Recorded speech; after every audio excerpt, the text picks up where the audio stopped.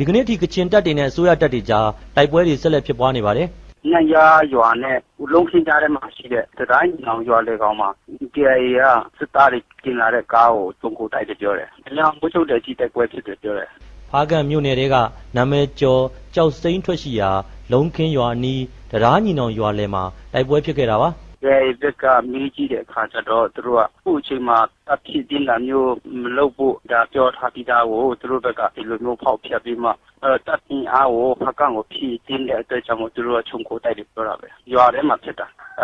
အရက်ကတော့တိခိုင်မရှိဘူးပြောတာပဲသူကအဲ့ဒီရွာကငကိုတဲ့အိမ်ချီက20နီးလောက်ပဲ20ဝန်းကျင်လောက်ပဲရှိတာKIA ဘက်ကတော့20လက်ကျော်ကောက်တယ်ပြောတာပဲကြီးရွာထဲမှာတိုက်ပွဲတွေဖြစ်ခဲ့ပေမဲ့အရက်သားတွေထိခိုက်တာတော့မရှိခဲ့ပါဘူးတိုက်ပွဲကြောင့်ဖားကန့်မူကောင်းကားလမ်းတွာလာရပ်ဆိုင်းထားရပါတယ်